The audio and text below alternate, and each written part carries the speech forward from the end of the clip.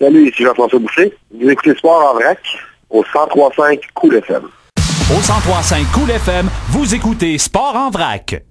Comme la semaine passée, Max, on s'est donné pour mission de parler à des gars qui ont joué soit pour le Cool FM ou des gars de la Beauce qui jouent du côté de l'Europe. Et on continue cette tradition encore une fois cette semaine avec notre prochain invité. Il porte le numéro 84 du ERC Ingolstadt du côté de l'Allemagne, Jean-François Boucher. Salut Jeff, ça va bien? Ben oui, vous? Ça va super bien. Très bien. Jeff, du côté de l'Allemagne, ça ressemble à quoi aujourd'hui, côté température, juste pour le fun? Ah ben ça, vous allez être un peu jaloux. Je parle à mes parents souvent chaque semaine, j'ai entendu qu'au Québec, il fait moins 42, des affaires de 60 cm de neige. On n'a pas eu un flocon à date à Ingolstadt. Il faisait 11 degrés aujourd'hui. Les rumeurs disent que les tempêtes de Montréal s'en viennent ici dans 2 semaines, mais j'ai vraiment de la misère à le croire. Je m'ennuie un peu de la neige. C'est plate pour un jeune Canadien comme moi de voir qu'il n'y a pas de neige, mais j'imagine qu'à longue, on s'habitue, puis c'est le fun de ne pas avoir déneigé ton char le matin. Jeff, est-ce que c'est un peu comme les joueurs de la Ligue nationale qui sont dans le sud, le fait de ne pas avoir de neige, de ne pas avoir justement d'environnement de hockey, faut vraiment se brainwasher, rentrer à l'aréna pour être dans le mode hockey? Je dirais que nous, ici, c'est bizarre, mais plus, c'est la deuxième saison ici de suite en Allemagne, je dirais que la mentalité comparée à la Ligue nationale est vraiment différente. À part la température, que les gars qui ont joué à NHL ici en parlent souvent, comment c'est bizarre, le climat et tout, mais plus l'atmosphère dans la NHL, ils ont la règle des 3 heures de la NHL pillée, ils n'ont pas le droit d'aller à l'aréna plus long que ça. Donc nous, quand on a des pratiques, chaque mardi, on passe 5 heures, 6 heures à l'aréna, on a des coachs suédois, fait qu'on joue au bandy. Dans un gymnase le matin, on va là en courant, on vient en courant. Après, on s'entraîne pendant 1 heure, 1 heure et demie, puis après, on a des pratiques de 2 heures. Pour les joueurs qui ont joué à un très haut niveau dans la NHL, c'est frustrant, pour eux, c'est quasiment inacceptable. Mais je dirais, le reste, température, peu importe qui tu joues, faut que tu t'habitues. Puis moi, j'ai toujours pensé qu'un gars qui joue à Anaheim, Floride, San Jose, ça doit être vraiment dur d'aller à l'aréna en short, de se mettre dans le mindset de jouer au hockey. Jean-François, tu as parlé justement de l'entraînement physique qui vous est imposé. Est-ce que tu as déjà été dans la meilleure forme de ta vie que présentement? Nous, on a des nouveaux coachs. On a 2 coachs suédois cette année. Puis on passe aux pratiques, là, je dirais, on patine tout le temps. Là. Le coach aime bien ça. Il veut qu'on soit en meilleure shape physique. On est une équipe qui est vraiment forte en 3e période. Si on perd par 2 buts au début de la 3e, on sait qu'on peut revenir. Puis pour moi, c'est un style qui va bien. On joue un style incroyablement agressif sur le forecheck.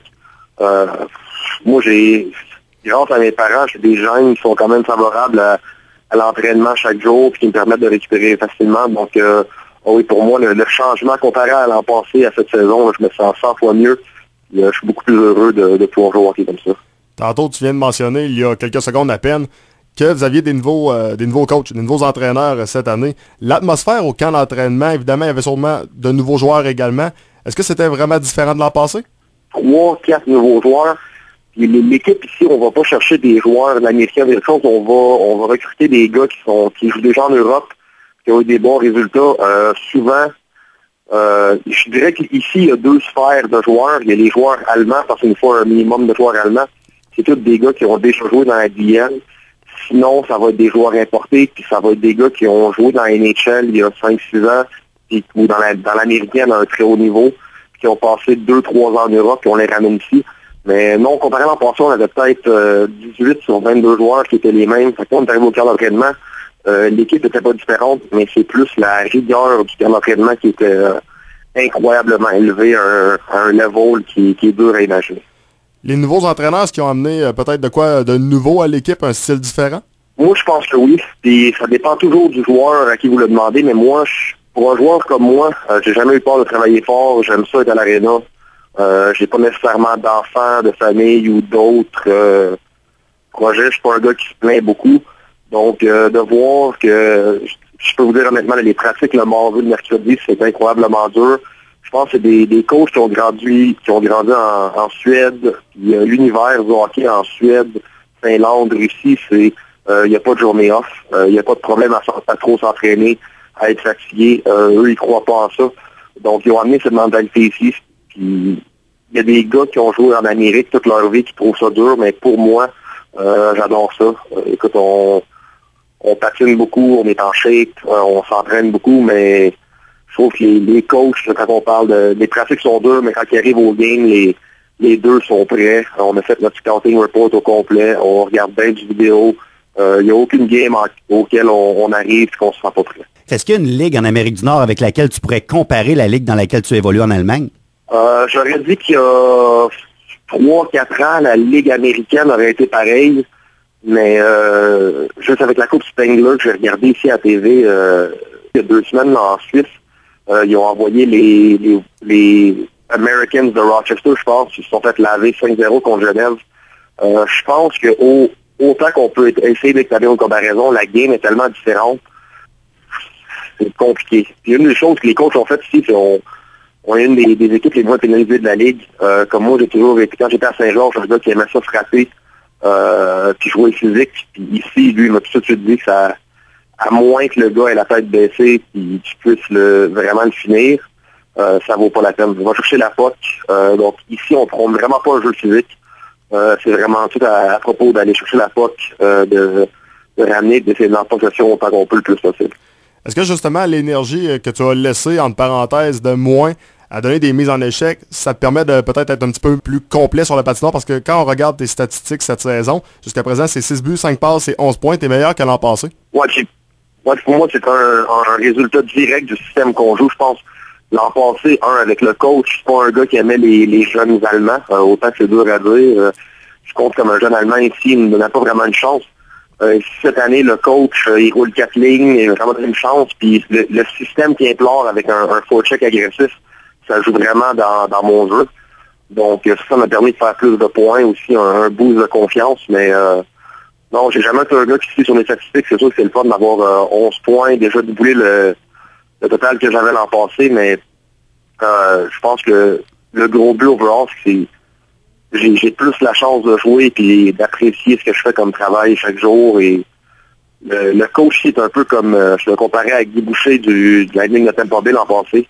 C'est pas un gars qui crie, c'est pas un gars qui va te parler négativement ou qui va sentir le besoin de t'engueuler pour te faire réaliser comment tu te sens. C'est un gars qui est vraiment positif. Il va te parler de tes bons jeux. Il va te conseiller chaque jour. Donc ça, pour moi, ça a été vraiment un changement incroyable. JF, on se rappelle de ton jeu à Saint-Georges, t'étais rapide, mais t'étais également une petite peste, t'étais capable d'aller jouer dans le mental de l'adversaire. Est-ce que t'es encore capable d'exercer ce rôle-là du côté de l'Allemagne?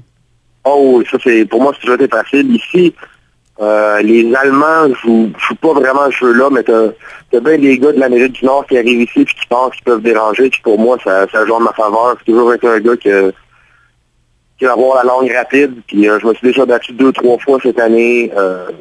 C'est vraiment facile. Je vous dirais, après avoir joué dans la Ligue nord-américaine, venir ici puis jouer ce genre de game-là, c'est une partie de plaisir. Là. Il n'y a pas de Cody Doucette, Starring Key ou Hubert Foulin de l'autre bord. C'est le fun de savoir qu'on peut se laisser aller et qu'on ne mangera pas une volée de notre vie. Donc, non, j'ai pris l'expérience que j'ai eue dans la Ligue nord-américaine, je l'ai amenée ici pour en faire vraiment du bien. Vous êtes à combien de matchs environ des séries éliminatoires? Est-ce que vous êtes en bonne position également pour les faire, ces dites séries éliminatoires? Il nous reste 14 matchs en saison régulière. On est 8e, je pense, en ce moment.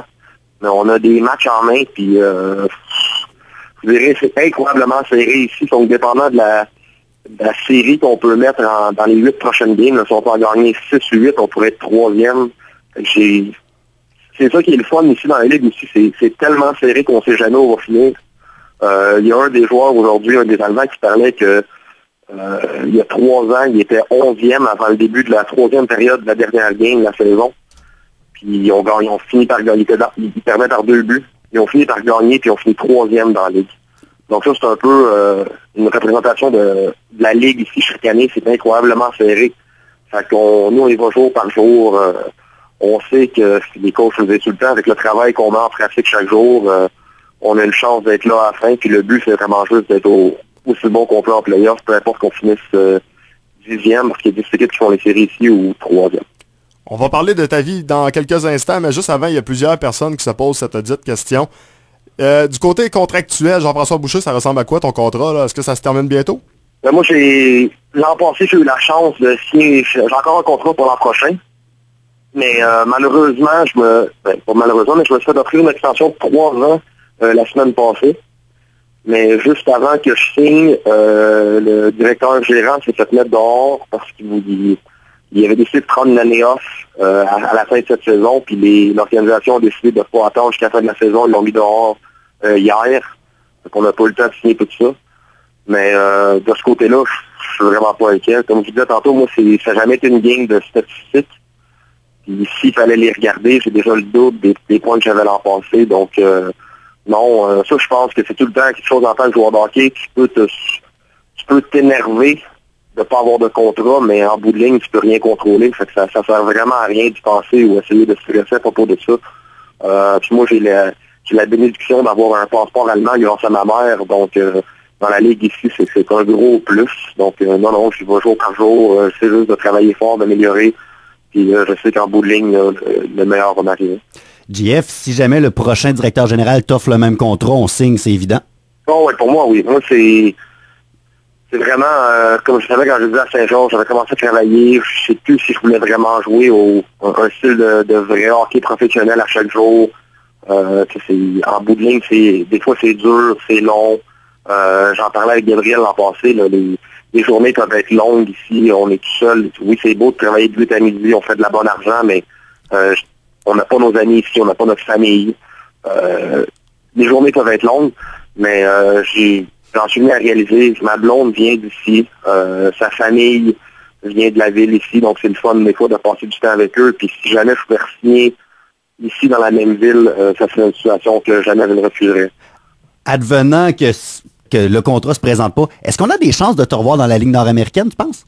Ah, moi, c'est ça. Moi, je dirais jamais non. Puis surtout, moi, le gros problème que j'avais dans les années que j'ai joué, c'est que j'étais troisième centre derrière Cloutier et Bélanger. Pas que je dis que le coach avait tort de le mettre là. C'est juste que quand les choses devenaient un peu chaudes, c'est pas Cloutier ou Bélanger qui allait au centre avec Poulain et Doucette à gauche. C'était moi, donc c'était pas le fun des fois de se faire tabasser avec 3 minutes à faire contre les gars de Saguenay ou Rivière-du-Loup, tout ça. Fait que ça devenait un peu dur, mais là, à regarder les statistiques les statistiques online puis de voir comment que la Ligue évolue, je pense qu'il y a vraiment un potentiel pour la Ligue à devenir une vraiment bonne Ligue, pas juste de bataille ou de jeu physique, mais vraiment une chance pour tous les joueurs québécois qui n'ont pas eu la chance de percer en Europe ou en Amérique du Nord de vraiment jouer du bon hockey au Québec. Donc moi, c'est sûr qu'autant que je peux jouer ici pendant encore 15 ans, mais que mon but n'est pas de finir ma vie en Allemagne. Je reviens au Québec une fois que j'ai fini de jouer au hockey. Donc si je pouvais jouer en Ligue nord-américaine en même temps, ça serait incroyable. Outre le hockey, tu as une vie aussi. À quoi ressemble une journée de type pour Jean-François Boucher? Est-ce que tu sors un petit peu? Ah non. On a il y en a qui vont dire on a la chance ou la malchance. Pour les auditeurs qui ont la malchance, on a 22 joueurs dans l'équipe. Peut-être 25, on en a juste un qui est célibataire. Donc, on n'a pas vraiment une vie de club ou une vie de sorteur. On est journée de classique européen. J'imagine que c'est une transition que tu apprends à faire en jouant au hockey ici. La pratique finit à midi. On prend des cafés l'après-midi. La plupart des gars ont des chiens. Fait qu'on va aller au parc à chiens puis lancer la balle un peu, les laisser jouer. Mais à part ça, c'est vraiment juste relaxé. Puis cette année, ça se prend bien parce que les pratiques sont tellement dures qu'on peut pas faire d'entraînement supplémentaire ou quoi que ce soit. JF, comme tu l'as mentionné tantôt, ta mère vient d'Allemagne, tu as de la famille probablement là-bas. Est-ce que ça a été l'opportunité pour toi de revoir des gens que ça faisait longtemps que tu n'avais pas vu?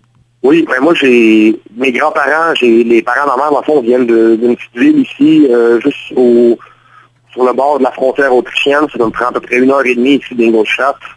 Puis je les voyais à chaque 2 ans au Canada. Ils venaient, ils prenaient un vol, là, ils sont rendus trop vieux, ils n'aiment pas le stress de venir au Canada. Donc ça c'est le fun, ça c'est vraiment un gros plus. Puis surtout, autant que moi je l'apprécie, je pense que pour ma mère, c'est incroyablement le fun. Je passe tout le temps le Noël, le jour de l'an, chaque fois qu'on a une pause, quoi que ce soit, je vais les voir. Puis un des bonus, je sais pas si le monde au Québec sont conscients de ça, c'est quand tu signes un contrat en Allemagne ou en Europe, l'équipe, au lieu de t'offrir un salaire plus faramineux, t'offre la chance d'avoir des billets d'avion gratuits pour ta famille. Donc moi j'ai la chance cette année, ma grand-mère va avoir 75 ans, donc j'ai un billet d'avion gratuit pour ma mère pour qu'elle puisse descendre pendant 2 semaines, puis passer du temps avec sa mère qui voit périodiquement à chaque 2 ans depuis 27 ans. Donc ça, je pense que c'est vraiment un petit côté de fun qui me fait sentir bien d'avoir poursuivi mon rêve de jouer au hockey au lieu d'avoir abandonné. Fait que tu nous réserves 2 billets pour nous 2? Peut-être, on va voir. Ça dépend de mon prochain contrat. J'en ai pas tant que ça, mais on va essayer avec le nouveau GM, on sait jamais ce qui peut arriver. Hein. Tu peux le prendre pendant qu'il a la main chaude, ben allons-y. Négocie-nous ça, JF. On ira faire une émission Sport en vrac en Allemagne avec toi. Ça nous intéresserait, nous autres. Ça serait fantastique, sauf que le seul problème, je pense que mon allemand est meilleur que le vôtre. Sûrement. Mais je pense pas qu'on sentirait à avoir un bon auditoire avec notre allemand aux 3 combinés. Ça serait quand même assez dur. L'allemand, le monde dit que le français beauceron est dur à comprendre dans certaines parties du Québec. Je dirais que l'allemand bavarois est encore plus rough qu'aucune langue parlée au monde. On va se prendre des cours d'ici ce temps-là. On va essayer, au pire, je descendrai à Saint-Georges, on va se prendre un manuel ou une coupe de CD, puis on va donner une shot. Hey Jean-François, quand tu passeras du côté de la base, regarde, viens nous voir en studio. Les portes du studio du 103.5 Cool FM sont toujours ouvertes pour toi. Ben merci, j'aimerais ça. J'ai toujours mon grand chum, vous direz salut, je sais pas si vous écoutez, mais Benoît Lausier, qui était un très grand ami pour moi quand j'étais à Saint-Georges. J'ai travaillé avec au Vallée Auto, il était préposé à l'équipement à Saint-Georges. C'est un gars de la Rive-Nord comme moi, de Montréal, il vient de Terrebonne. Moi je viens de Rosemère, puis ça a toujours été...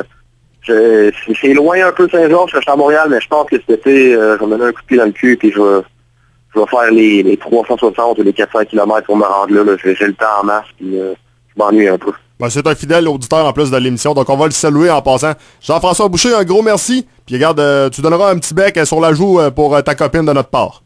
Ah ben je vais essayer, je sais pas où là. Je vais en trouver, puis je vais lui donner 2 becs, un pour chacun de vous. Enfin, salut Jean-François. Salut Jeff, bonne deuxième moitié de saison. Merci beaucoup, à la prochaine. Bye bye. Merci beaucoup, bonjour. Donc voilà, c'était l'ancien numéro 94 de la formation Beauceron du Cool FM. Maintenant, numéro 84 du ERC Ingolstadt du côté de l'Allemagne, Jean-François Boucher.